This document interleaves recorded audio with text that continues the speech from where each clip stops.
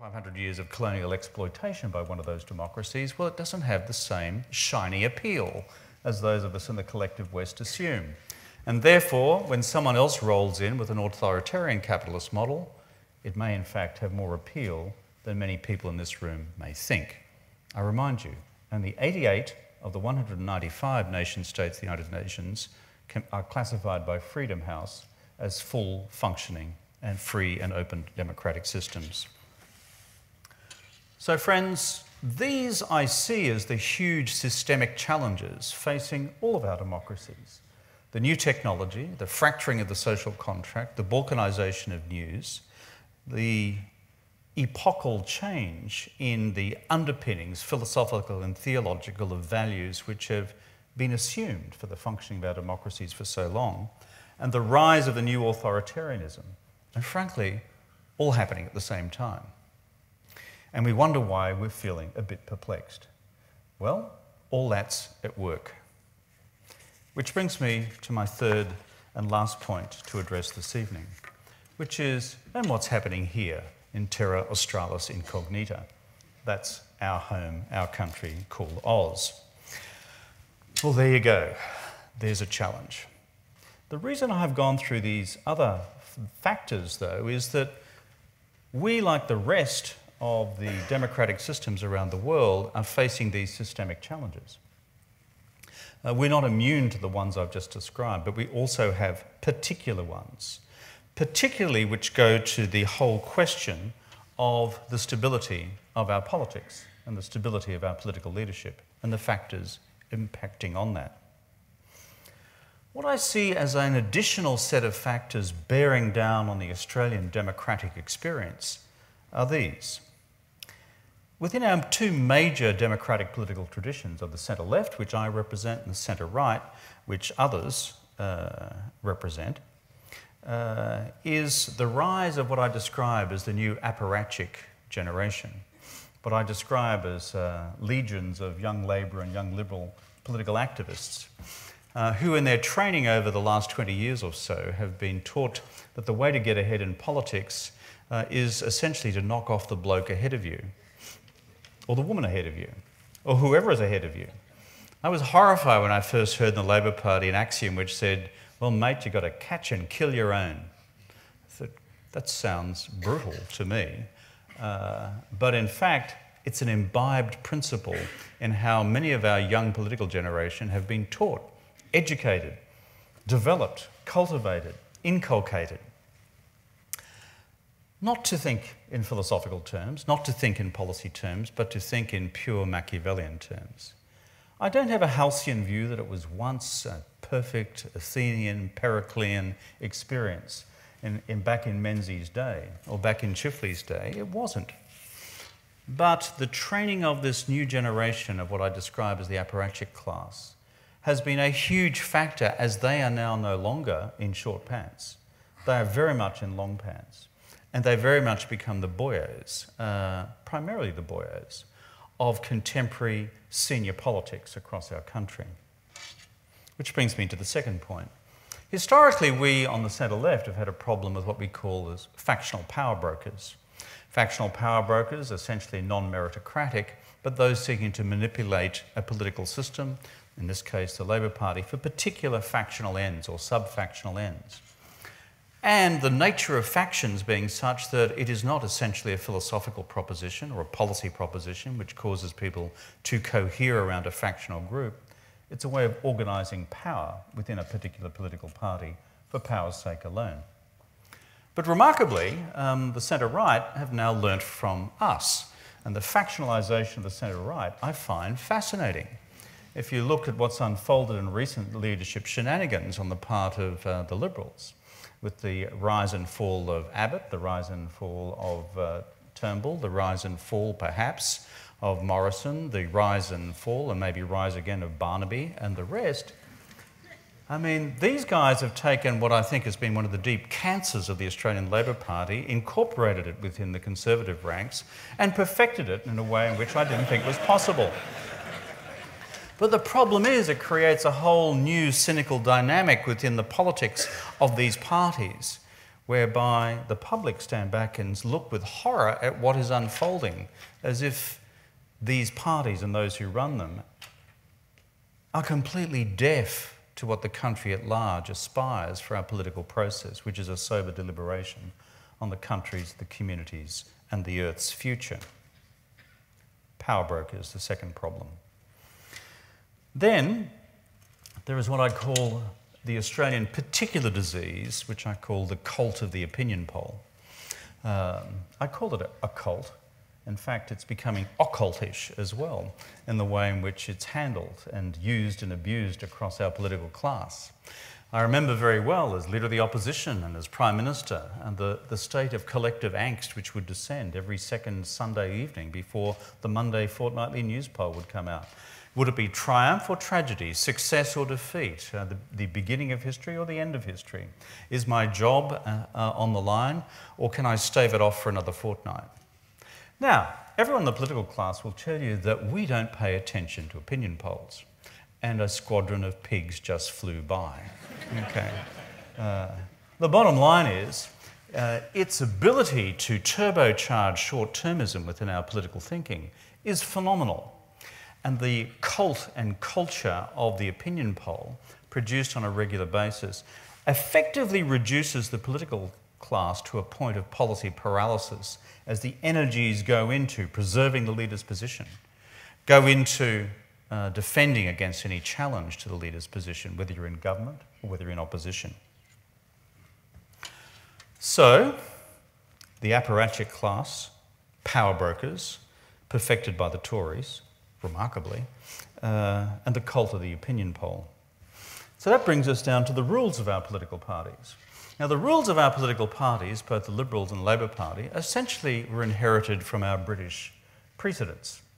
The British Conservative Party and the British Labor Party had until the 80s and 90s a system whereby it was uniquely the preserve of the parliamentary party to elect the leader of their choice at any time of their choice.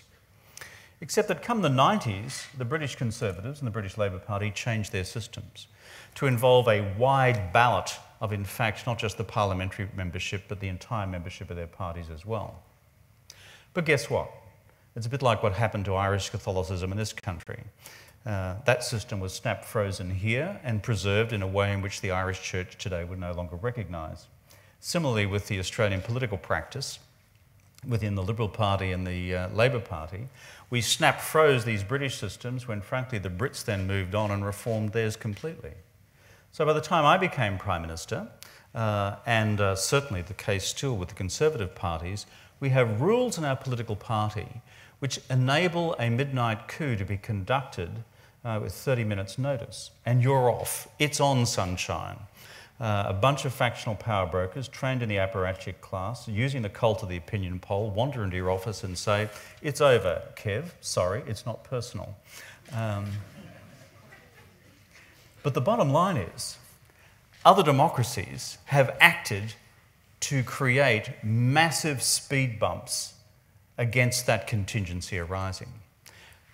When I returned to the Prime Ministership in 2013, my one condition to the powers that be within our show was this: I know we're on a hiding to nothing in the 2013 election. My job was to save the furniture. By and large, we did. But the precondition is this: we're going to change the rules of this show, so that in the future for the Australian Labor Party, you can't walk in the door to any future leader and say, "Watch out, sunshine, your job's gone because you didn't smile at me in the lift the right way and you didn't give my Aunt Sally a job." Because these are usually the elevated policy reasons which give rise to leadership coups. Which is why folk like you become cynical. And so our rule change has meant that if there is to be any challenge to the leader during a political term, if you're in government, it requires firstly a 75% petition from the parliamentary members. That is, 3/4 of all parliamentary members of that party have to sign that petition. Secondly, it triggers then a 3-month process involving a ballot of all members of parliament, which constitute 50% of the final vote, and of all members of the Labor Party nationwide, all 50,000 of them, and they form the other 50% of the vote until a new leader is selected. And in opposition, that is only possible if you have a petition of 60% of the members of Parliament before that 3-month process is triggered. What I did was create this ginormous speed bump, which meant that the factional bother boys could not simply walk in, whether it's to Bill Shorten's office or mine or anyone else's, and say, it's over, sunshine, because you're no longer doing what we, the factions, want you to do. If the Liberals had adopted the Rudd rule, and I've urged them now to do so, then we would not have been through the revolving door of 3 Liberal Prime Ministers in 5 years. The obscenity of what we saw unfold recently with Turnbull's demise, within a very short space of time, where we almost ended up with Captain Potato Head as our Prime Minister, my fellow Queenslander Peter Dutton, and he thinks well of me as well, would not have been possible had we had such a rule-based impediment to the factional bother boys being able to have their day. And my call now, in order to rebuild public confidence in our system, where the office of Prime Minister is not a political plaything of the factions, it's an enormously powerful office. I've been there. I know what powers lie at your disposal, lie at your discretion as the Prime Minister of the country, is that we need to have rules-based systems which prevent or deeply impede that sort of behaviour. Which brings me to my final point, which is the question of the surrounding media environment and what I describe as the Uncle Rupert phenomenon. In Australia, Murdoch, uniquely of our Western democracies, has 70% of the print circulation in this country. There is no other Western democracy in the world where that exists. It is a unique set of near monopoly circumstances. Think of me in the People's Republic of Queensland. I wake up of a morning, it's Tuesday, I pick up my suburban newspaper. It's a Quest newspaper. It's owned by Rupert. I go and have my Frosties for breakfast. There's the Courier Mail. It's owned by Rupert. Then I pick up the Australian to see what's happening nationwide. It's owned by Rupert. You have the Age down here. In Sydney they have the Herald, soon to become Channel 9 in both cases, but that's a separate story. And the bottom line is, in my home state, in my hometown, which is the 3rd largest city in the country, a state of Queensland which represents 22% of the seats in the House of Representatives, there is one paper. And what I've seen in my experience in this country and elsewhere in the world is the way in which that news monopoly has been exercised. It's been frightening. Let me put this proposition to you. If it was not for Murdoch's Fox, there would be no Trump today. Fox News has become the vehicle through which we have seen the rolling radicalisation of the American right, from the old Republican Party through to Newt Gingrich's contract with America, through to the Tea Party and through to the Trump Party. It exists within this self-contained ecosystem called Fox, which is 100% owned by our Aussie Rupert. The impact which this has had on the American body politic and the world at large is remarkable. I have people coming to my office regularly now from across the United States to ask me, who is this guy and how did this happen? Were it not for Rupert's ownership of The Sun and the Times of London and his stake in Sky in the United Kingdom, I doubt there would be a Brexit. The power of The Sun, the power of the Times, one commanding a working class audience, the other a huge influence on elite opinion across the United Kingdom, running a massive Brexit campaign on a sustained basis in an eventual outcome which was 52-48 cannot be underestimated. And here in Australia, one example and one example alone. In the 2013 election, when I returned to the Prime Ministership, the central unstated issue of that campaign was something near and dear to Murdoch's heart. It was the future of the National Broadband Network. We, the Party of Nation Builders, decided that this country needed given our vast geography and the arrival of this new technology and the explosion of digital commerce across the world, that we needed to lay out a national broadband network to every city, every town, every part of this vast Commonwealth of ours, high speed, great bandwidth, in order to accommodate the new businesses of the future, as they've done now in most other economies around the world. But because of the tyranny of distance and our small population, our vast area, unless the government did it, it was never going to happen. It would happen in dense inner city areas as a product of the market, but not for the regional cities, and not certainly for rural Australia, let alone where I come from, in the Queensland bush. And so therefore we embarked upon that as a nation-building project for the future.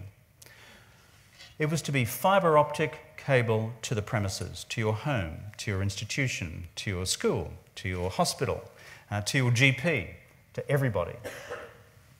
Rupert woke up and said, this is a threat to Foxtel, because by virtue of my connecting through the National Broadband Network to every household in the country, high-speed, reliable broadband, his Foxtel competitors, namely companies like Netflix, would then be able to penetrate every household in the country, and he would face competition. And Foxtel represented $1 billion a year profitable business, cross-subsidising his loss-making print mastheads, the ones through which he exercises political control across the country, or significant influence. The unstated proposition in the 2013 election was, I, Rupert, through my mastheads, are going to destroy your government and this proposal. In case you think this is a piece of conspiracy, think carefully about what both Abbott and his then communications spokesman Turnbull then agreed to do. They embraced an NBN model, National Broadband Network model, which was going to abolish fibre optic to the home and leave it as fibre optic to the node. Hence the dog's breakfast that we now have for an NBN across the country. This was not a piece of coincidence. Where did the Liberals, Abbott and Turnbull, launch their policy in Sydney during that election campaign, or just prior to it? At Fox Studios in Sydney. Who presided over it? The Fox News Corporation executives. Could this be a coincidence? I believe in coincidences too, but not that one. Because the alignment of commercial interests was clear-cut. Murdoch had decided to kill a commercial threat to his business, and as a result torpedo a $43 billion investment in this nation's future economy turbocharging infrastructure, a national broadband network which we delivered to every household and institution in the country. And in case you have forgotten, and if you are interested in getting a hold of this book afterwards, there's a wonderful page in the second bracket of photographs where I simply array the front page stories run by the Murdoch tabloids during the 2013 election campaign. I was either decked out as a Nazi, in some cases as a thief, in one particularly brilliant illustration as Hannibal Lecter, as a cannibal, but the rest of it described visually, graphically, every front page, virtually, my personal crimes against humanity. Because Murdoch had dispatched his senior henchman from New York, Col Allen, then editor of the New York Daily Post, to Sydney, to corporate headquarters, to draft the front pages of his tabloids every day of that campaign. Now, there's a debate to be had about whether it was the single decisive factor in the campaign. I'm prepared to accept there were other factors as well, and of course there were. But you know something? That doesn't remove the fact of what actually transpired in their campaign to delegitimise the government, to delegitimise the Prime Ministership.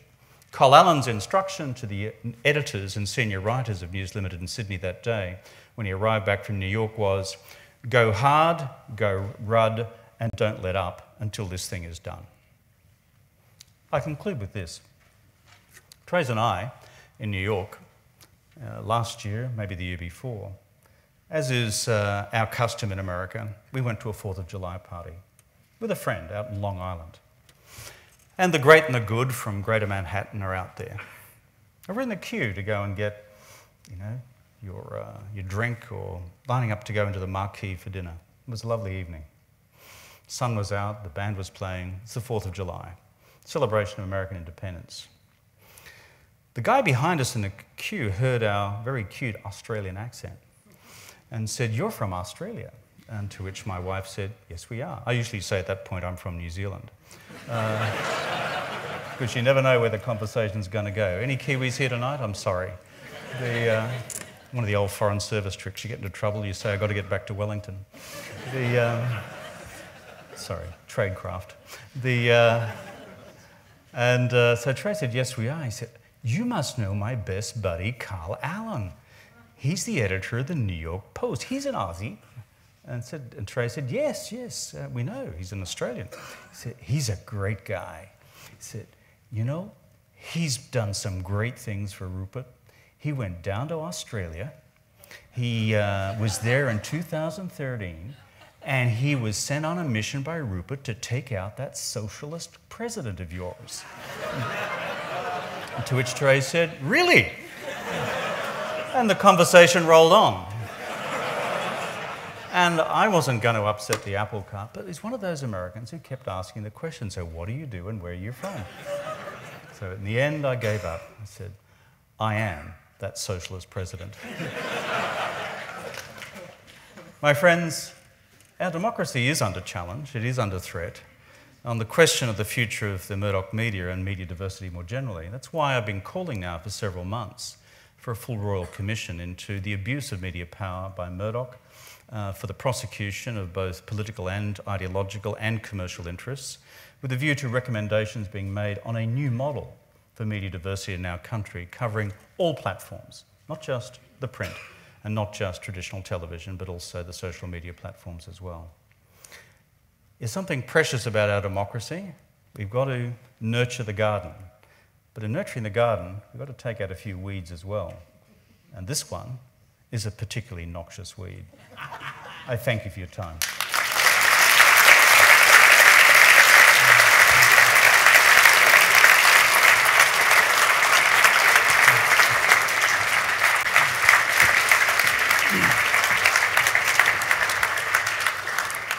Okay, my former employer is that noxious weed.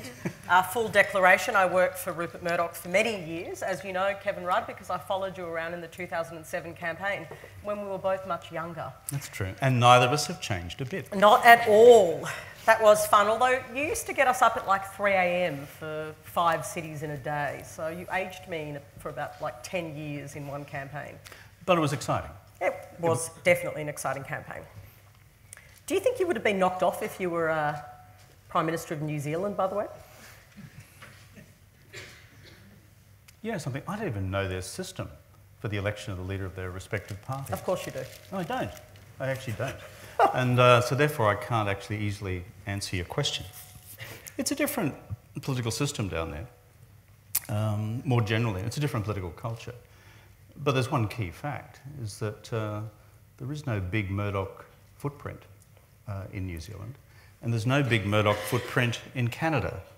If you go to the Anglosphere, made up of 5 countries, the United States, the United Kingdom, Australia, Canada, New Zealand, 3 of them are dominated in one form or another by the Murdoch media, 2 are not. And Canadian politics, what we've just been discussing about the impact of one publisher on the democracy, is not a factor. I didn't want to start with the Murdoch media, but you've gone there, so let me change my order of events. I was actually just going to start with some of your policy successes, but we will go to the Murdoch media. Well, let's do successes. I thought you might like that. But no, let's go to the Murdoch media. I'm a very cheerful person. On the Murdoch media, you cultivated Murdoch editors, didn't you? To the greatest extent that I could, because I'm a Labor leader of the opposition, wanting to form government, and they have 70% of the media, and you do whatever you can. So why is it that Prime Ministers at the end, Malcolm Turnbull recently did it, you've done it now, always criticise the media at the end, but not at the beginning? If you look at the period of that campaign in 2007, the mythology from your former employer, the Murdoch mob, was that they endorsed me and supported me. They did endorse you. Hang on, and supported me in my efforts to become Prime Minister. The reality was, as you'll remember from the days of the Oz, is that Murdoch And I think some of the editors in Sydney concluded that a change of government after 11 or 12 years of Howard was kind of inevitable, and therefore his style or method that I've seen elsewhere in the world is that when someone from the centre-left is lining up and it looks as if a change in that direction is inevitable, then editorially, through a major masthead, they will basically be positive.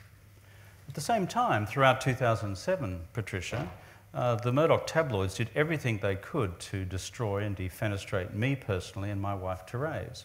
There's a massive attack on her and her business, accusing her of all sorts of violations of industrial relations law, all of which that Howard then took gleefully, having fed the story to the Herald Sun in this town, and were then proven to be absolutely false. It put us through 3 months of living hell and was an attempt to derail my campaign. So therefore, the idea that the Murdoch mob were behind us 100% going into 2007 is just empirically false. Okay, but you mentioned Murdoch in terms of Brexit in your speech. You also mentioned Murdoch in terms of the rise of Trump. But don't voters, they make up their own minds. They're smart people. Every voter thinks.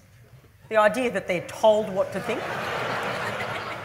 Well, are you going to contest that? It's a pretty contentious thing to argue. Well, you're not in office now, so you probably can, but it is a contentious thing to argue. Well, the reason why political parties, particularly the Conservatives, run campaigns based on naked emotion and fear is because they know with a certain proportion of the electorate it works. Why does Murdoch and his press focus on fear about debt, deficit and asylum seekers? Because he wants to make you fearful, afraid and frightened. And the advertising campaign meshes, frankly, the Murdoch newspaper agenda. We saw it in 2010, we saw it in 2013, we saw it in 2016. So for a certain, the honest answer to your question, for a certain slice of the electorate who are not engaged with the debate, who don't come to a gathering like this to talk through the major public policy debates at the time, it is a more primal, emotional experience. And that's where the power of a front page, Kevin Hannibal Lecter, or a million asylum seekers about to race down the hill waving Allahu Akbar at you has an emotional effect. That's why they do it. You talk about disruption though. Would you also concede that the so-called Murdoch press or the dominant media is losing its influence? It's a really interesting point, Patricia, and it's more complex than it used to be. And partly through let's call it the democratisation, some would say the balkanisation of news media platforms.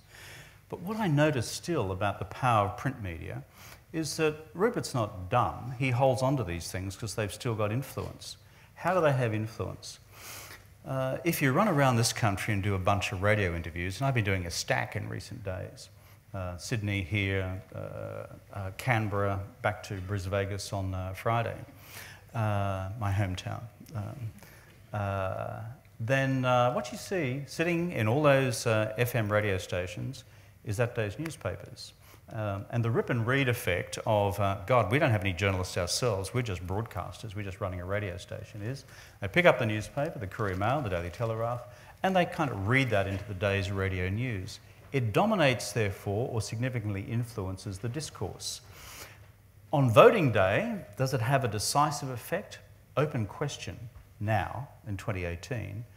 But let me tell you, it does or can prevent you as a government or a political party from advancing alternative policy agendas because it's dominated by the news stories which are rip and read into the electronic media. Okay, you've heard the defence of Murdoch editors who've said we don't get orders quite like you think. Yes. Well, reporters do their job. I mean, I know I've been one. They're not told what to write. They say that. Are you saying they're lying? Well, I know enough News Limited journos around the country, work both for the Tabs and for the Australian, to know that many of them are left alone. What I also know from some of them is that their stories are rewritten, and particularly the leading paragraphs as it goes into the front page lead. And as a result of that, they don't have to be clairvoyant to work out what Field Marshal Rupert wants. And in case they lacked that level of perception in the 2013 campaign, there you got Rupert personally tweeting during the campaign as to why Abbott was the best thing since sliced bread and why I was the son of the Antichrist, just in case his editors had missed the detail. So they don't have to get the phone call. It is Rupert here from New York, Mr. Editor. Will you please eviscerate Rudd in tomorrow's paper? He'd sent Col Allen to Australia for that purpose. And secondly, in case it was not clear to people, to have the publisher tweeting directly into the day-to-day events of an election campaign, telling everybody again where he stood, has an effect. All right, let's talk about the book, your legacy, this narrative you've argued, and I've watched all of your interviews. Oh, you poor thing. That's how I roll. That's actually, honestly, how I live my life. I watch a lot of other interviews and then I do a lot of them. You say that a story has dominated. I enjoy it thoroughly. Julia Gillard has written her book, of course, Wayne Swan. A story has dominated that you feel doesn't tell the story of what happened to you, the coup. Do you feel like you were losing the history wars? Not at all. What I said back when I left office at the end of 2013 was that I was heading the United States. I'd been offered a job at Harvard University, senior fellow, Kennedy School, working on China. I was off. I was pursuing a different career. In fact, I'd been offered that job a year before, and I was ready to go much earlier. But the bottom line is, what happened in 2014 when I could have written this thing? This mob, that is the Abbott government, as it then was, decided to have a royal commission into the home insulation program with one interest, which was to politically crucify me, loaded terms of reference, and most of the lawyers associated with it regarded it as a completely atrocious exercise from a legal standpoint. In the end, the Royal Commissioner made no adverse findings in relation to myself at all, quite the reverse. But that took all of 2014. These guys just destroy your life for 12 months for politics in order to legitimise the new government and delegitimise the one that had gone out the door. It's a horrible experience, by the way. Then, 2015-16, so why didn't I write it then?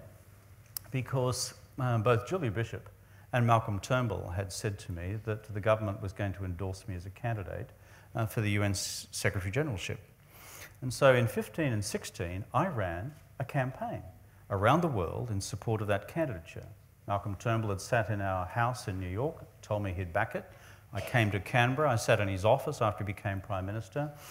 He said that having taken down the list of countries he needed to lobby, told me to proceed. Julie Bishop had organised regular campaign meetings between myself and the diplomatic mission in New York on this campaign. Then Malcolm died 1,000 deaths when both Morrison and Potato Head said that they'd split the party if they did something as radical as back this living socialist as a candidate for UN Secretary-Generalship. So that was the end of 2015 and 2016, because that was a full-time job. I started writing Volume 1 last year and Volume 2 this year. So why has it taken this amount of time?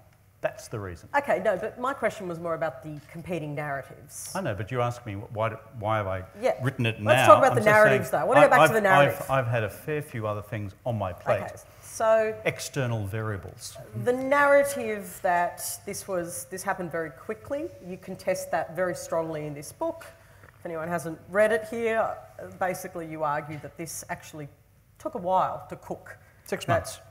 That Julia Gillard had determined that she didn't, that she was withdrawing, I think that's the language you use, from the government's agenda essentially. And, that's true. And running a... What's the tangible evidence of that? I mean, you point, for instance, to an incident where her and Wayne Swan didn't come to a to a New Year's Eve function. Is that really... What else can you point to? Patricia, what you're doing there is pulling sort of one element out of an over I am pulling one element. I can't pull them all out. It's a long book.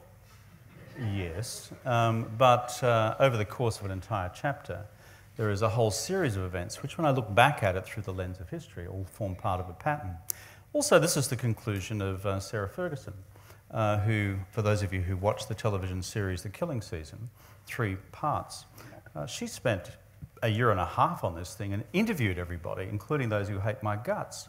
And her considered conclusion was that this began back then, the early part of 2010. So the initial argument advanced by Julia at the time of the coup was that oh dear, the caucus rose up in spontaneous revolt and they demanded that I act, is simply undermined by a series of events in the first half of that year where Julia was planning actively and working with the power brokers to bring about a change in the leadership. Fair cop, that's politics, but to assert that it was a last-minute spontaneous patriotic act to rescue a country from a guy who'd lost his marbles, that's me, is kind of a bit of a stretch. That's before Julia went on to part two of the argument, was that I had lost my marbles and she had to act, which I found a curious proposition.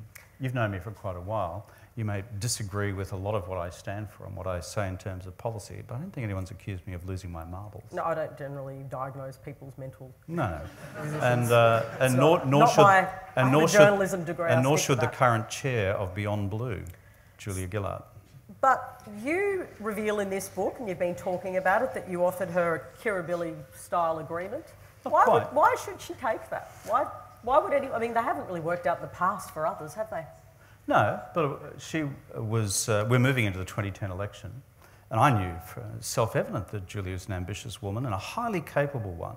I just wanted to have a heart-to-heart conversation with her about what I wanted based on my experience in Queensland, having observed both Anna Bligh and Peter Beattie as Premier, which was an orderly transition.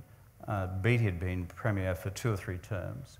And I already back then had my mind on becoming a candidate for UN Secretary-General in a position which became available in 2016, which would mean leaving office in 2015, if I was subsequently re-elected. So what I was simply saying to Julia was, hey, look, I actually want an orderly transition to you. I cannot name the day, the time and the hour, but let me tell you, once we're into 2 or 3 terms, that's it.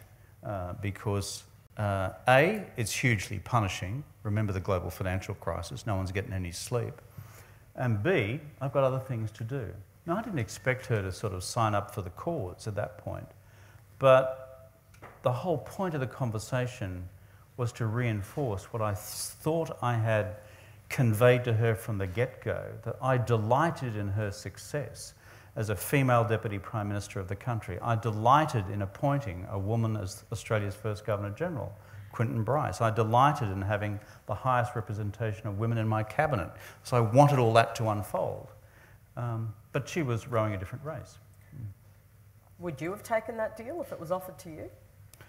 But it wasn't a deal. It was a conversation which said, this is where I'm headed. And I was simply trying to explain to her what was in my head. I didn't advance a proposition or an agreement as such. And it's one element of at least 10 events that I point to in the book between the end of Copenhagen, conference at the end of 2009, through to January 2010, when Julia came to see me and said, there's no way I'm going to support you having a double dissolution on climate change or on the CPRS, no way, Jose.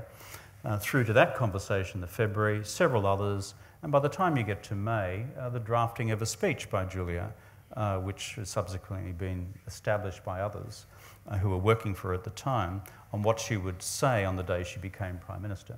So the idea that this was something cooked up on the day itself, it just flies in the face of all the accumulated evidence. Let's talk about some of the big achievements. The GFC, of course, or avoiding recession was obviously a significant achievement and has been written about by others. You don't really give a lot of credit to your treasurer, though, Wayne Swan, in avoiding the GFC. Well spotted.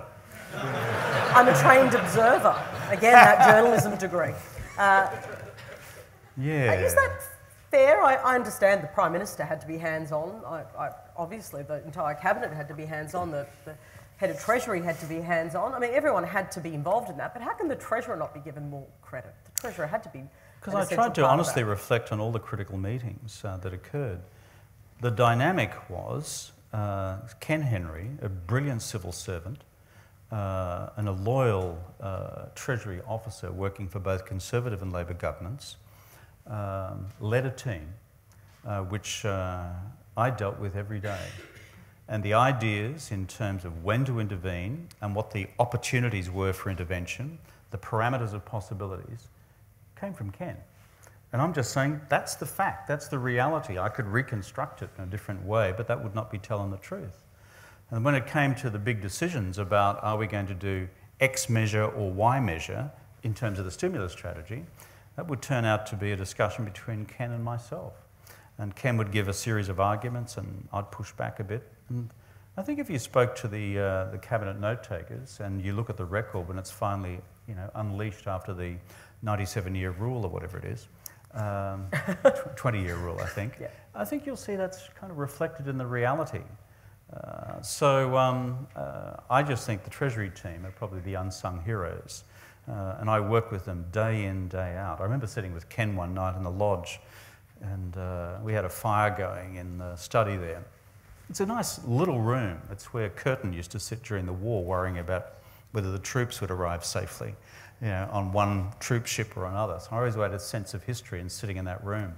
And our fire was roaring away and I said to Ken, mate, I think we've kind of tried most things now to deal with this crisis and this unfolding recession, which is what it looked like at the time. What else can we do? He said, Prime Minister, every tool in the policy arsenal has been deployed. And now it's a matter of prayer. So it was a great relationship with the Treasury, and that's why the independence of the Australian Public Service is so critical for the future governance of our country. Politicians come and go. You need really bright folks running the key institutions of the public service. Yeah, I think that's very true. Okay, on the CPRS, Yeah. You said that climate change... I thought you were going to all the positive achievements here. That was deceptive. Well, the GFC, I said you avoided it. I didn't contest that. Some people tried to, but I didn't. No, you then opened up on Swanee, but that's okay. Let's go. Well, I'm a journalist, remember. And as you say, I'm a good observer. I mean, it was hard to miss. The CPRS and climate change, of course. Carbon pollution reduction scheme. You said that this was your big, the greatest moral challenge of our time. Is it I said still? that absolutely. And I've said it then, I've said it since, and I'll say it into the future. Because it's fundamentally about an existential challenge to the planet, and it's about intergenerational justice. And frankly, decisions affecting those who come after us most acutely. So do you wish you had gone to a double dissolution on it? Well, I'd remind you of what the constitutional provision was at the time, which is that we could have run to a double dissolution as of August that year, 2010. I seem to remember that I got the knock on the door from Julia on the 23rd of June. But you also talk in the book about how Julia Gillard said she was dead against this idea. That's true, she was, and so was Swan. You were the PM, why weren't you more successful in arguing the case Well, let's just backtrack a little bit on the climate change question, given you've opened it up. What was our first course of action? To legislate a mandatory renewable energy target for this country of 20% of electricity supply coming from renewables by 2020. And when we took over, how much was that? 4%. What is it today? 18%. That legislation stands despite multiple attempts by the Tories to kill it. It is the single engine room, frankly, of climate change action of the country. It's our legislation, it's my legislation against the opposition of what was then your newspaper, by the way. Not that I wish to raise that fact, because we've dealt with Murdoch already, but I just thought I'd mention it was a Murdoch paper. Then, on two occasions, we tried to legislate the carbon pollution reduction scheme. And then you had the Green Party, for opportunistic reasons, jumping in bed with the Liberals, one saying not far enough and the other one saying too far, and killing our legislation twice. It wasn't through want of political effort and negotiating, shall I say, energy. Penny Wong did a fantastic job in almost landing this thing. But the political ambitions of both those parties stood in the road. So we still had an opportunity to take this to a double dissolution. I hadn't ruled that out in my head. But other things were ruled out on the 23rd of June. That's me. Of course, when you did delay it by 2 years, and that's what, you were... Well, they wanted to kill it altogether. Yeah, I know, Gillard it was and delayed Swan. by 2 years. My compromise position was to people might not remember. defer it for 2 years. They wanted to kill it altogether. And Julia's position, which I think she disputes to this day, was she came to me with a piece of paper and said, I said, what's your alternative? And she said, it's called the bipartisan solution. I said, what the hell's that? I said, the bipartisan solution is we will act when Abbott acts. I said, well, hell will freeze over before Abbott acts. So you're handing to the opposition and to the Liberal Party under Abbott's leadership a proposition that we'll never have a carbon price until he acts. I mean, that's just nonsense. So my position was, as the compromise to keep these guys within the tent, that's Swan and Gillard, was a 2-year deferral. And it was bitterly fought over internally. And that's, as you know, what we put publicly. It certainly was. How much damage did that do to you personally? Huge amount, because of what then subsequently unfolded. We had this, it was a terrible week. I think it was April of 2010. As you may remember, I'd been uphill down Dale, chairing the hospital health and hospital reform program for the government. And it had been a 6-month exercise in sheer hell, bringing about a whole new funding agreement with the premiers and the chief ministers on who would be responsible for long-term funding of hospital growth, and a raft of other health reforms from primary medical care, preventative health care, as well as post-acute care and aged care. It was a massive exercise. And I had to do it because I had to do the negotiation with the premiers. Roxanne, the health minister, couldn't do that because that's what premiers are like. Anyway, I emerged from that, and you may remember it was a great deal. We got there. April, I was ecstatic.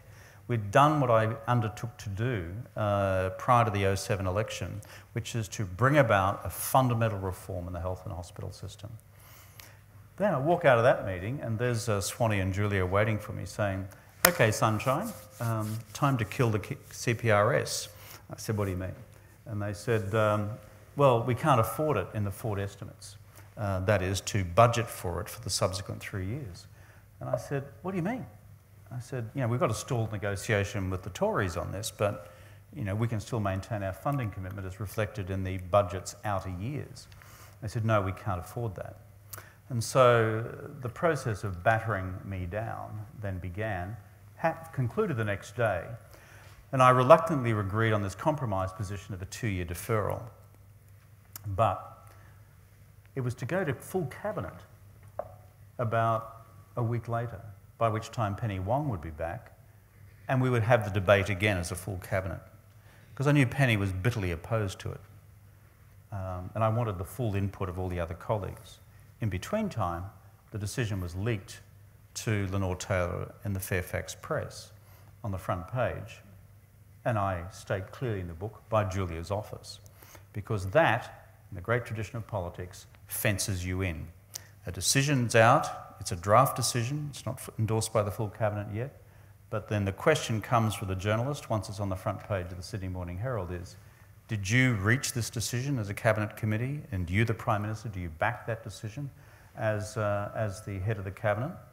Well, stupidly, I got backed into that and said yes, and the rest is history. Enormously damaging to me, because if the full cabinet had backed the decision of the cabinet committee on the 2-year deferral, we still needed at least a week to develop our arguments to put to the Australian people as to why we were going to defer for 2 years. Instead, it was run immediately in the media as me capitulating on climate change. And ever since that day, I've had people like you sit in that chair and say, "But Kevin, you said that climate change was the greatest moral challenge on the planet. Why didn't you do X on the CPRS?" That's what happened. It was hugely damaging to my standing, and it was ultimately my mistake for taking that decision. And Lenore Taylor is a friend of mine. She would never reveal her sources, so just to be clear, we don't actually know where that story came from. That is your theory, but we can't prove that. Have to defend journalists. Sorry, but we don't know where the story came from. I'm just saying nothing, that's all. I'm thinking a lot, but I'm saying nothing. Often people do assume stories come from places that they don't. I've certainly been, at the other end of that. And sometimes they come from places that you think they do. And sometimes we don't know, so let's park it, okay? Let's go to something It's one of the eternal mysteries of the church. Let's go to something that I feel very passionately about, and I was there for, which is the apology to the stolen generations. I didn't know you were still writing the speech 4 minutes before you delivered it. Well, it's a busy old time, Patricia. My kid watches that at school. I didn't know you were cramming. I was cramming. Well, there's a lot of stuff going on in the government if you're the Prime Minister. So what had happened was, for me, this was core business. I had this fight with some of the colleagues who literally said to me, they'll remain nameless because they'll be shamed too much by it. They said, mate, do you really want to do this as the first item of business? I mean, you'll be seen as one of those Keating types, you know, Marbo, you know, Constitution and the vibe. And they weren't against doing it, it was about prioritising. Me doing it as the first item of parliamentary business for the new government. And I said, come on, you know, this has been hanging around for a couple of 100 years. I mean, let's just get on with it and do it. So, planned that. Jenny Macklin was fantastic. She did so much legwork with the Stolen Generations and the Healing Foundation as we then established it, but also in just preparing for the day. And she deserves a whole lot of credit for that. But I had writer's block. I couldn't write this thing because I didn't know what to say. It's so easy for a politician to stand up and say blah, blah, blah. But I'd grown up with one Aboriginal family in the country town that I grew up in country Queensland. But I didn't know what it was like on the inside of that, and they were not members of the Stolen Generation. Mainly, most of them are now dead, kids my age. So that's when I asked to speak to somebody, Nana Fijo, who had been stolen when she was 4 or 5 years old from Tennant Creek. She had come to Canberra to hear the apology. I didn't have the heart to tell her I hadn't written it yet. And so I went out to her place in the burbs of Canberra, sat on the floor for 2 or 3 hours, and just what politicians rarely do, just shut up and listened.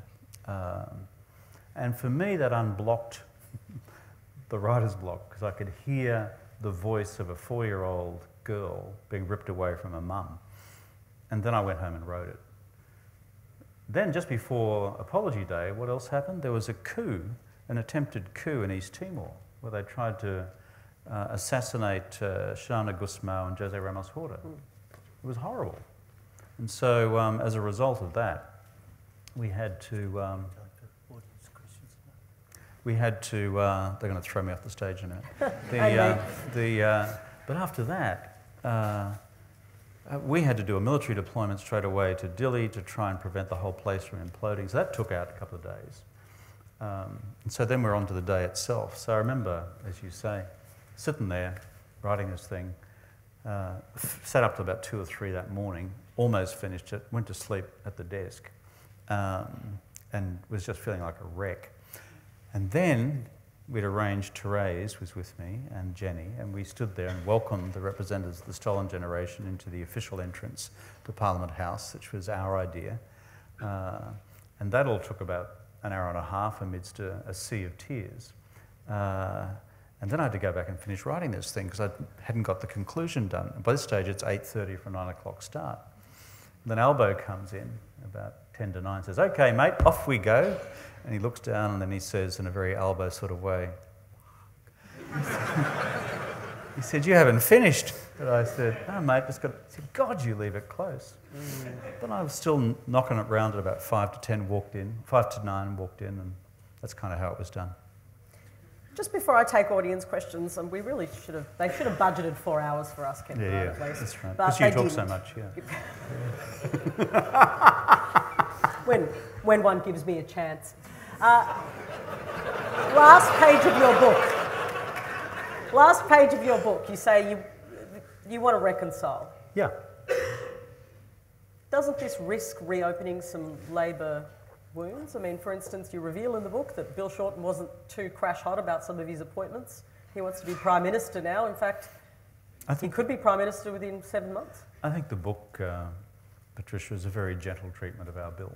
So, was that, okay, let's go there. Why so gentle? Well, Were it's you a gentle careful treatment around the issue of Bill Shorten, given he's trying to be Prime Minister about now? I thought about it long and hard. No, I thought about long and hard about his actual role in the events of June 2010. It may disappoint Bill that my conclusion was he was not a central player. Well, he was a factional leader though, wasn't he? No, that's true. But he was not a central player. And I worked out who it was, and I spoke to a lot of people about this. And had I reached a different conclusion, there would have been a more robust coverage of Bill's activities at the time. Do you feel more kindly towards him because he also brought you back? No. Because he did. He brought you back. He was one of the crucial people. Yeah, but who brought you back. Bill brought his own vote, and maybe one or two others. But hang on, coming back, like this was terrific. Coming back in 2013, you know, there's this sort of chasm in front of you. It's called the 2013 election. You got the Murdoch cavalry running up to join the coalition to make sure that we were dead and buried completely. At that stage, as you know from the news poll, we were down to probably 20-25 seats, given the magnitude of the swing, which had been entrenched not just for weeks but months and the better part of 2 years. My job, as they put it to me, Chris Bowen and the other folks who wanted me to come back to leadership, was, Kevin, just come and please save the furniture so that some of us survive. And against that measure, by turning in a result with 55, I think, seats we ended up holding, enough for Bill to frankly almost win the subsequent election, I'd done my bit. But the idea that this was some great opportunity to continue on as Prime Minister of the country, oh God, come on, be real. I mean, I knew what I was up against. I was... Why did you do it then? Oh, Catholic guilt. I haven't got it. You're Greek, you understand that. I've got a bit of guilt going on, yeah. Yeah. So Karvelas is a good Irish name. No, it's a bit of a sense of duty, I suppose, to the show. Remember, by the time, just as Col Allen came to do his darndest, your news poll had us for the first time in 2.5 years at 50-50. And that's when that campaign kicked in. There was, therefore, in that first month of my return, a levelling of the political contest. But once the Murdoch Party joined the Liberal Party in their continuing coalition of activity, frankly, it was almost impossible to get any clear air. So going back to the Bill question, you know, was I therefore ecstatic that Bill had said, yes, I'd like you to come back as leader to save a bunch of Victorian seats?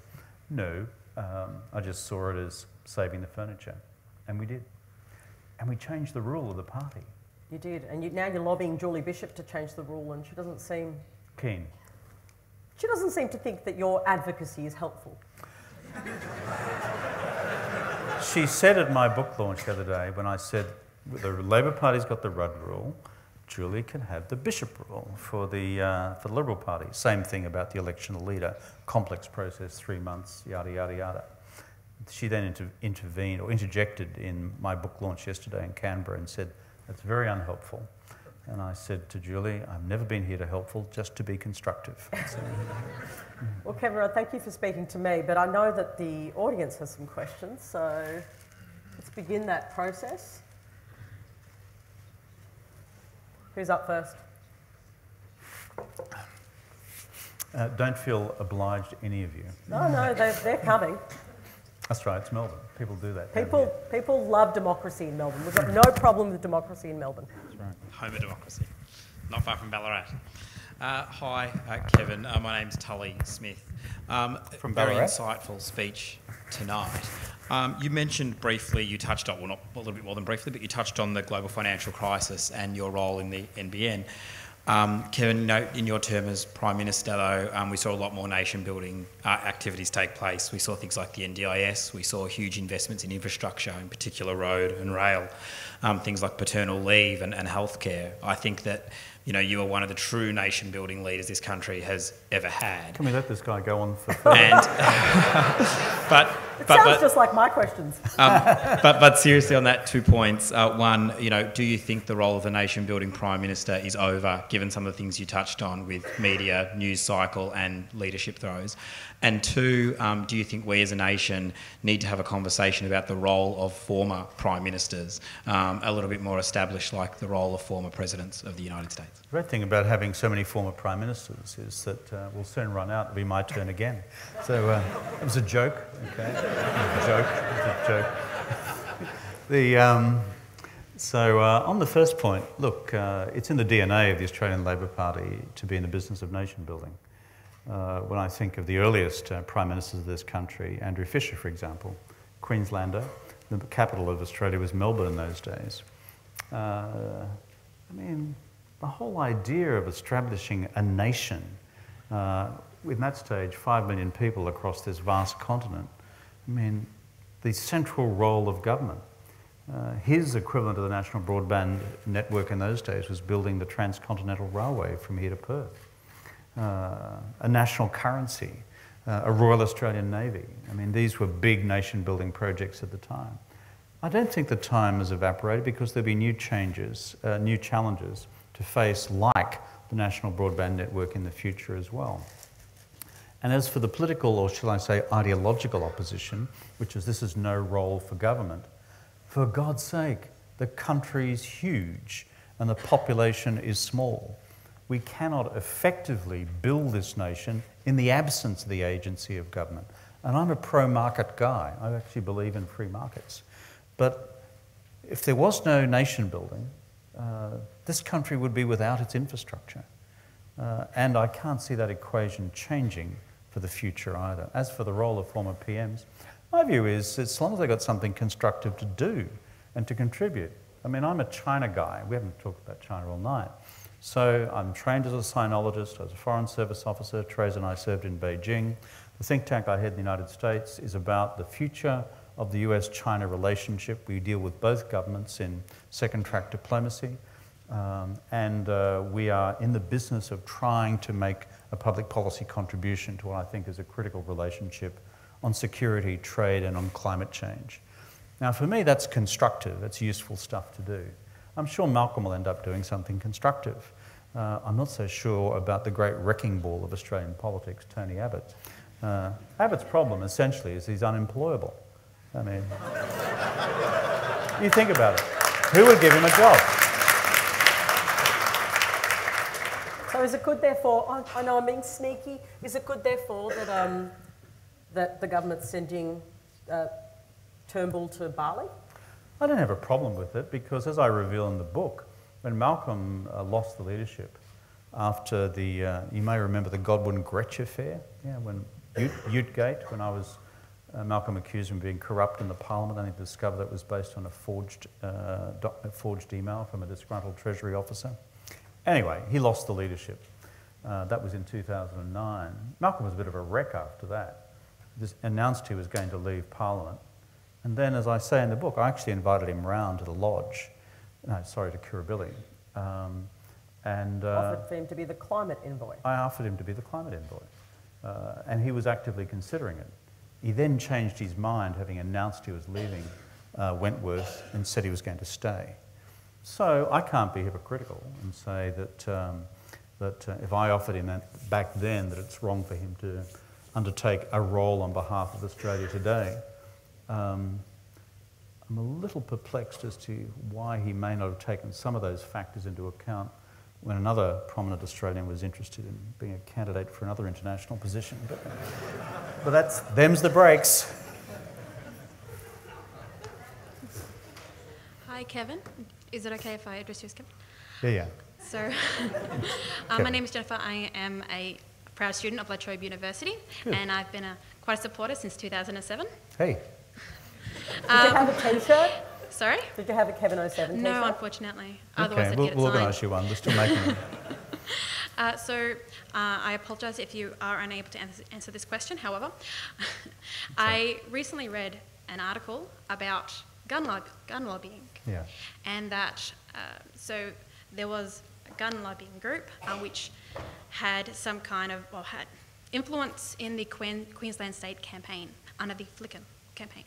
Now, their new sites are to focus on the next national election, and to look into legislation and have quite an effect, just similar to what's happening in America. So my question is, what's your opinion on this, and what can we do as democracy to not prevent but to have our say? Because one of their main points is to reverse the Port Arthur legislation. Okay. Let me answer that. I think the smart thing for us to do, so as you don't go down the American road, is to continually cheer for John Howard's reform of what he did in 1996 after Port Arthur. I always do.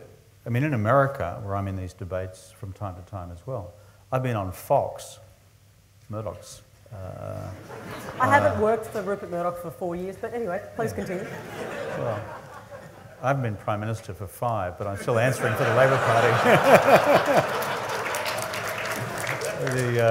We all have our crosses to bear. So when I've been on Fox, this is really interesting. You go on Fox and you've got this sort of rabid gun lobby, and it's always active after the most recent mass killing. And in America, these happen, frankly, about every few weeks. I mean, mass killings.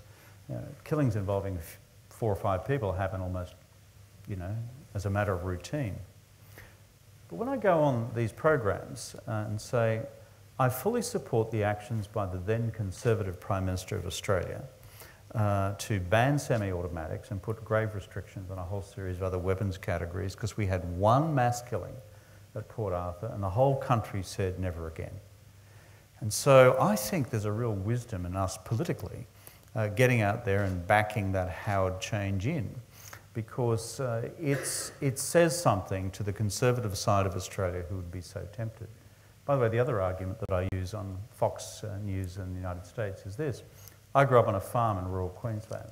My father had one shotgun, and we had 500 acres, a bunch of feral animals. I always remember him only ever using it once.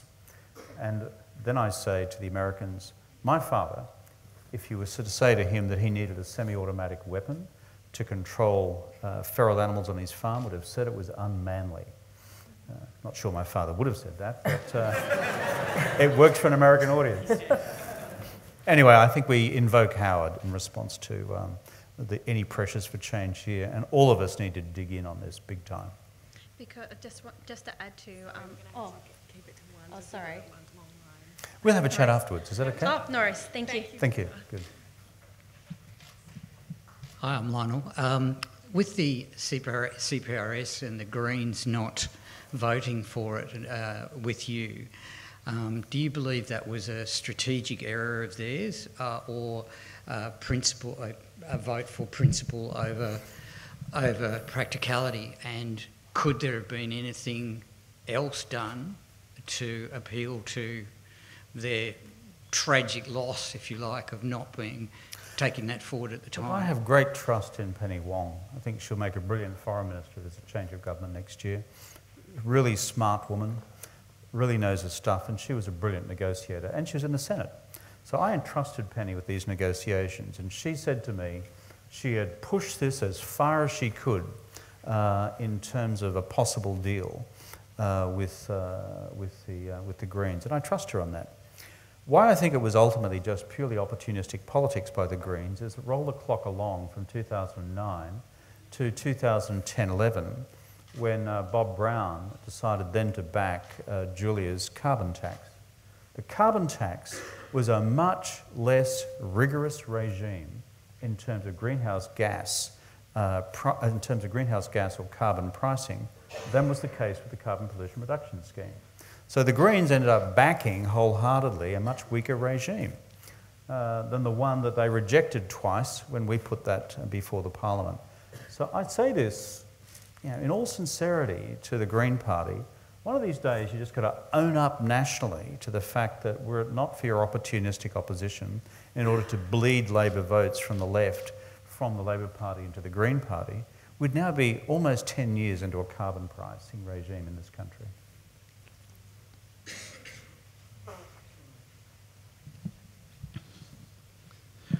Good evening, Mr. Rudd. My name is Tony. G'day, mate. Hi. Recently, US Vice President Mike Pence delivered a speech that represents the strongest denunciation to date of China, referencing its militarization of the South China Sea, human rights record, intention to become a leader in up to 90% of the world's high-tech industries, forced IP transfers, among other issues. Yeah, I read it, mate. Yeah. This presents us with the strongest indication so far that the United States fully intends on embarking on a path of strategic rivalry with China, and analysts and columnists have described this as a new Cold War era that we are entering.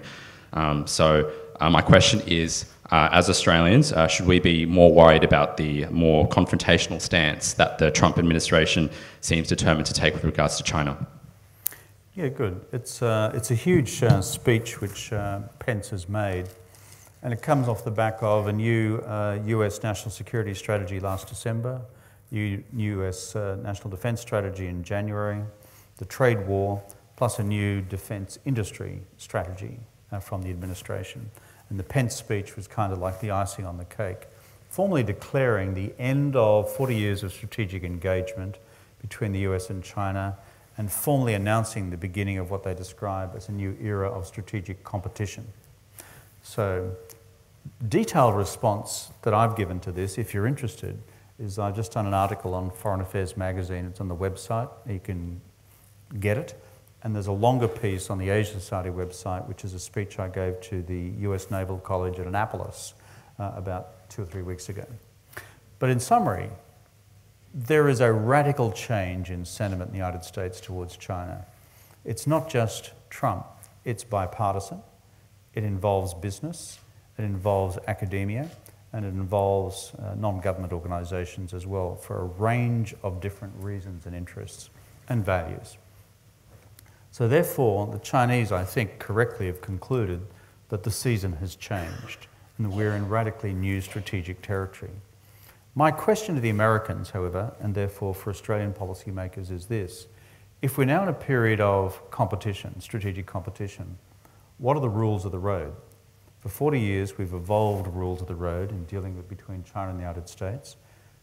Now, there may be none. And when you have a near miss between a US and Chinese naval vessel in the South China Sea by 40 yards 1 month ago from a collision, and we know what the politics of escalation are from our studies of this around the world, then I'm quite anxious about where we've now suddenly plunged. But if you're interested in a more detailed answer, it's in the 2 documents I've just referred to. Thank you. Yep. My name is Jirokwe. I've been here in Australia for almost 2.5 years now, and I work in the construction industry. A question, I'll start with the very renowned author that you mentioned before, Francis Fukuyama, when he said the end of history, when the two ideological that were prevailing ended. The former Prime Minister, just proved it now, according to me, because the institution like the Trobe University, like the media, were there during those ideologies. But when one ideology was killed, there's no more ideologies that are competing. The reason I say so, I'm going to ask the question, is the former Prime Minister has been blaming, if some of you have heard with me, Robert Murdoch, throughout. And the Murdoch media and those who used it, he mentioned clearly, they use fear. It's like some of you that have seen a large number of immigrants going to the United States, crossing the bridge. The other left, center left, does not give a solution to how these people coming to the country will be treated. And the one who is using the media, the Murdoch media, is telling the people that look at what is coming. You already have homeless, you already have unemployment, and if these people come in, we will be in problem. That's how they win. And the other side that has no ideology to debate with, they lose. And later on, they blame the media. That's how Trump came. Coming to my question is, now that you are not in a position of government, can you be very much come forward on behalf of the center-left to debate how these issues that the media magnified can be debated like here? For example, we got an issue in Victoria that has been used by the media and by the politician in Canberra by making a sweeping statement that there are criminals in Victoria. The Labour government or the Labour Party of which you are in has never come forward with how they will solve the failures of immigrants that has come to this country. Got it, mate. Let me have a go at that. Thank you for the question. The essential question that we've got, and one of the big ones for not just this country's future, but so many Western democracies and other countries as well, is we ain't seen nothing yet in terms of the explosion in unauthorised people movements around the world. whether it's from Guatemala through Mexico and the United States, whether it's from North Africa into Europe, whether it's out of Syria and Iraq and to the rest of the world, etc. We know what's happened in this country, and we know what is happening in Europe and elsewhere. What I believe passionately to be the answer to this is a new global compact which has just 4 basic characteristics. One for source countries, one for neighbouring countries when people exit, one for transit countries as people are on the move, and one for destination countries when resettlement is necessary for those deemed to be refugees. This is not possible under the existing international cooperative arrangements, under the existing Refugees Convention. The Refugees Convention should not be changed. Refugees should be protected. That's what we learnt from the Holocaust and the Second World War. And that's why we have a Refugees Convention agreed to by all of us back in 1954. What's changed is the scale across the world. And therefore, what we need to have is that when people move out of a country for whatever reason into a neighbouring country, an automatic international agreement should come into effect which provides all the resources necessary to accommodate and support in humane conditions those people when they've moved to their country of first asylum. In the case of Syria, for example, that was either into Turkey or into Jordan or into Lebanon. Those countries, frankly, just buckled at the seams while the international community walked away in 2011, 2012, 2013. So what happened? They went on the march into Europe because that was the only place you'd go. If it was me, that's what I would have done too. If my family of 3 kids had their daily living allowance cut in half because there was no money through the UN High Commissioner for Refugees to pay them. The second thing is, if people then go on the move, then the UNHCR itself, the United Nations High Commissioner for Refugees, should be resourced to provide transit centres and transit processing arrangements for the caseload which are funded by the international community through the UNHCR. So whatever country it's in, you have transit centres, proper accommodation, proper support, proper processing so that each person's case can be clarified as to whether they are a bona fide refugee or not. And the final element of this global compact is, let's just say half the caseload is bona fide, real refugees. They go back, they get shot, or there's a real danger to their lives. We need to have a global burden sharing arrangement across all the advanced economies in the world, whereby, based on our size of the global economy, that country takes a proportional number of refugees. The Americans take a lot, the Canadians take a lot, we should take a lot, but so should the Japanese, who currently take none, and other countries in Europe, who some take a lot and some take none. Now, that is the way in which we can have a global solution to what is going to be a mounting global problem. Yeah, but before we have the global solution, there's the Australia issue. Yeah. And you warned on the night that you lost the leadership against a lurch to the right. And then? Well, what happened after? You said no people would come to Australia off Okay, PNG. Patricia Karvelas, listen to me very carefully. But you did. I heard you. Hang on, I know I said that. But now you say they should come to Australia. Can I answer the question? Sure. Thank you. It's along these lines. In 2010, after the coup, one of the things that Julia had campaigned on internally in the Labor Party was that I was too soft on asylum seekers. That's true. She said it openly. And straight after, as you know, she had then announced the East Timor solution to send everyone to East Timor for offshore processing, except the East Timor government then didn't agree. She then went to the Malaysia solution, you may remember that one, an agreement with Malaysia to do the same. The High Court knocked that over. In 2012, Julia reopened the Pacific solution by opening camps again on Nauru and in Manus. 2013, I come back into office for 3 months. What I say, having inherited this set of arrangements, was we've got to make this work. So the bilateral agreement that I then had with Papua New Guinea and Nauru was as follows: a 12-month agreement. Secondly, to be reviewed after 12 months in terms of whether it was cancelled, changed or whatever. That the accommodation of asylum seekers under the terms of that agreement would be compatible with UNHCR global humane standards Thirdly, that there will be settlement areas right across the urban areas of Papua New Guinea mainland, not out in bloody Manus. And that fourthly, resettlement to countries like New Zealand will be perfectly acceptable under those arrangements. I was in office for 3 months. When Abbott took over, what did he do? He turned a 12-month agreement into a permanent arrangement. The accommodation arrangements and the incarceration arrangements were turned into gulags deliberately. And thirdly, resettlement possibilities with New Zealand and anywhere else were rejected out of hand in order to send a punitive message to the world. So I've got to the stage where I'm a little sick and tired of these guys and people in the media saying that what we took on, and I took on as an arrangement in my 3 months back in office for a 12-month period, as used and abused by the Conservatives who came after me, is somehow therefore my responsibility. It's not. It's a 12-month arrangement. Did I use hard language at the time? You said they would never come to Australia, Kevin. And at that time, Patricia Karvelas, as a journalist, you know there was a document issued to you in the media which said in black and white... But your words matter, don't they? And what was said in black and white was absolutely critical as well. It said, this is a 12-month agreement. If you chose not to report that and instead emphasise what I said as a direct message to people smugglers well, I to stop their... I thought you meant it to you stop, said it. Well, hang on.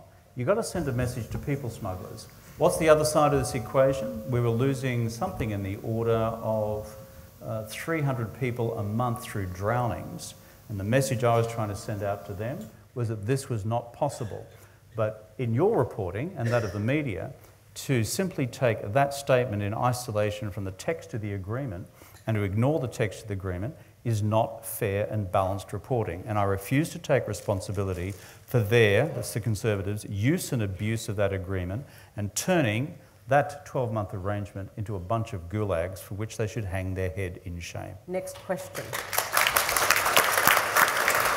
Can we make this the last question? We've gone considerably over time, and that we want Kevin to. Rudd's fault. He spent and we want to save some time. You asked a very long question. And we want to save some time for Mr. Rudd to do some book signing as well. So, last question. Thank you. I'm happy to talk to these folks afterwards if you'd like to have a chat. So. G'day, my name's Travis. When your good mate Malcolm became Prime Minister a few years ago, he did so on a promise of respecting the intelligence of the Australian people. I think the most dispassionate observer of politics could say that what followed was a policy base that was directed by a fairly intellectually vacuous analysis of polls and not particularly good policy. So my question is a really simple one. How do we make good policy in Australia again? That's a really important question. Make Australia great again.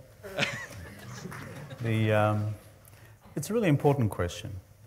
When we were elected in 2007, you may remember, we did so with a very big and broad policy canvas. This was no small target strategy. We outlined what we're going to do across the field. And both on the economy and the restructuring of the economy, a new agreement on national health and hospital reform, a new national curriculum for education, a new set of arrangements for Indigenous reconciliation and closing the gap, climate change action, as we've discussed this evening. And frankly, we worked hard on top of dealing with the existential crisis delivered from left field called the global financial crisis. The attack that came at the time was that we were doing too much.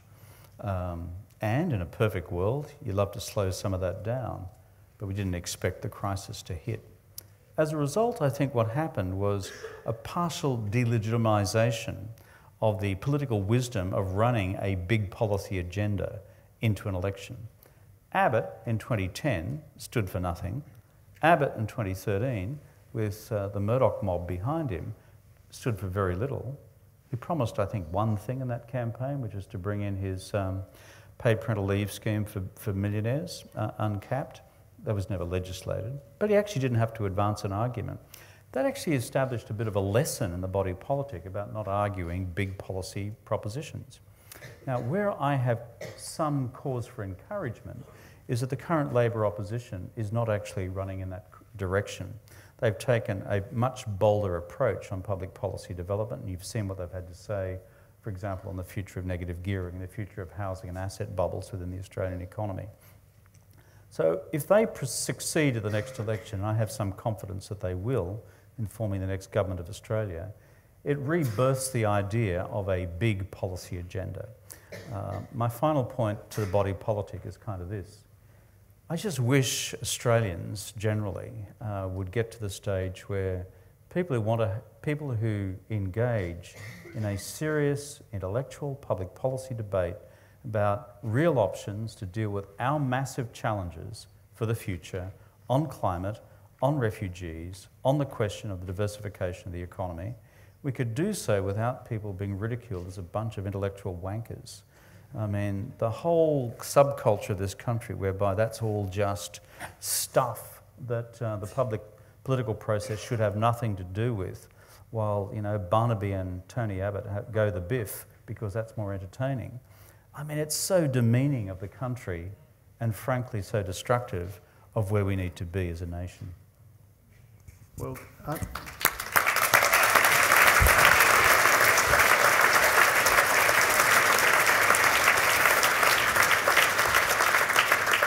I'm sorry I've got to draw this fascinating discussion to a close, but time has caught up with us, and I'm sorry for the people lined up there to ask questions, but you didn't have the opportunity. But Kevin has said that he'll be out there book signing, so you'll have another opportunity to ask him questions. Before I move the formal vote of thanks, I'd just like to draw your attention to some other events which are coming up soon. In fact, the first one is tomorrow night, Is Democracy Broken?, which is obviously a highly relevant segue from tonight's discussion. It'll be led by Tony Walker, who is Vice-Chancellor's Fellow at La Trobe, and I should add is a Fairfax, not a Murdoch journalist of note, and he'll have a panel behind him. And that's going to be held at State Library Theatrette. and next month, Dr. Cassandra Goldie at Frank Brennan will be discussing social justice for our Ideas in Society series. And our final Bold Thinking series for this year in 2018 will be Julie Bishop, who may be able to reflect on the Bishop solution to the Bishop solution, the rotating prime ministers we've had in recent times from the Conservative side of politics. Well, I think we've had a fascinating evening. First, I'd like to thank Patricia for her wonderful questioning and calling the former Prime Minister to account and giving him the opportunity to expound his point of view. And finally, and most of all, I'd like to thank Kevin Rudd himself. I think we've seen the display of a huge intellect, someone with an enormous grasp of so many issues of policy, global factors, as well as the retrospective on domestic factors. And I think we all hope that he will continue to make an enormous contribution to the policy debate internationally and hopefully in Australia into the future. I encourage you to buy his 2 volumes of his books. I'm sure they'll be fascinating reading. I must confess I haven't had time yet, but I certainly will, and I encourage you to do so. I'd also like to thank the audience before I ask you to thank the 2 speakers, but I'd like to thank you for your interest and obviously engagement with tonight's proceedings, and I'm sorry for the lineup of questioners that you couldn't all have your questions held, but it's an indication of a respect with which Kevin Rudd is held by the community and also by your involvement and wish to make a difference to the fact that we do have a bit of a policy vacuum at the moment. So could you please show your appreciation to Kevin and Patricia?